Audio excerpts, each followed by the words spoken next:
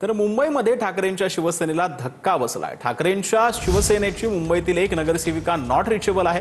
सरिता मस्के गटस्थापनेसाठी कोकण भवनात आज गैरहजर राहिलेल्या आहेत। गट स्थापनेसाठी ठाकरेंच्या शिवसेनेचे 64 नगरसेवक कोकण भवनामध्ये पोहोचलेले होते। शिवसेना उद्धव बाळासाहेब ठाकरे पक्षातर्फे आम्ही आमच्या निवडून आलेल्या नगरसेवकांची नोंदणी विभागीय कार्यालयात केलेली आहे। त्या आमच्या संपर्कात आहेत। आम्ही त्याच्यासाठी त्यांच्याकडून परवानगी घेतलेली आहे। येत्या 2 दिवसात त्यांची देखील नोंदणी केली जाईल। कारण त्यांनी आम्हाला सांगितलेलं आहे आणि आम्ही विभागीय आयुक्तांना सांगितलेलं आहे।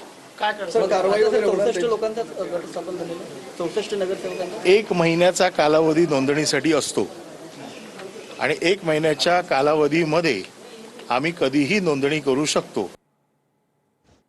तर 2 किंवा 3 पेक्षा कमी संख्येत नगरसेवकांनी दुसऱ्या पक्षात प्रवेश केला तर त्यांच्यावर अपात्रतेची कारवाई होऊ शकते, असं कायदेतज्ञ ॲडव्होकेट असीम सरोदे यांनी ही माहिती दिली आहे। एका चिन्हावर निवडणूक लढवली तर दुसऱ्या पक्षात जाता येत नाही, असं देखील असीम सरोदेंनी म्हटलं। तिथे जे निवडून आलेली संख्या आहे त्यांची एकूण त्या पक्षाची, त्याचे 2/3 गेले तर कोणतीच कारवाई त्यांच्यावर होणार नाही। ते त्यांचं नगरसेवक पद कायम ठेवू शकतात।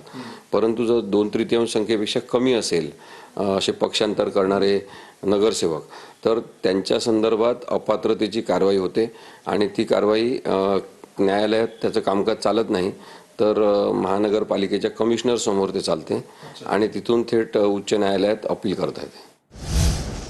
तर संदीप देशपांडेंची उद्या सकाळी 10 वाजता पत्रकार परिषद आहे। कल्याण डोंबिवलीमध्ये महानगरपालिकेसंदर्भात पत्रकार परिषद पार पडणार आहे। तिथं मनसेनं जे आहे ते शिंदेंच्या शिवसेनेला पाठिंबा दिल्यानं आता या पत्रकार परिषदेत संदीप देशपांडे काय म्हणतात हे पाहणं महत्त्वाचं ठरेल। भिवंडी पालिकेतील काँग्रेस नगरसेवकांना कोकण भवनात त्यांची नोंद करण्यात आली आहे। कोकण भवनमध्ये नोंदणीनंतर काँग्रेस नगरसेवकांना अज्ञातस्थळी नेण्यात आलेलं आहे। भिवंडीमध्ये काँग्रेस पवारांची एनसीपी सपा सत्ता स्थापन करू शकतात। कोणार्क विकास आघाडी 4, भिवंडी विकास आघाडी 3 यांची भूमिका निर्णायक राहील।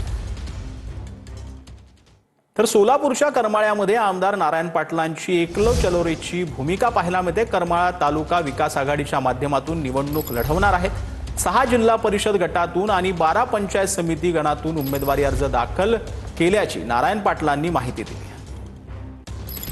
तर करमाळ्यामध्ये आमदार नारायण पाटलांनी एकला चरोरेची भूमिका घेतलेली आहे। करमाळा तालुका विकास आघाडीच्या माध्यमातून निवडणूक लढवणार असल्याचे यावेळेला माहिती मिळते। 6 जिल्हा परिषद गट आणि 12 पंचायत गणातून उमेदवारीत अर्ज दाखल करण्यात आला।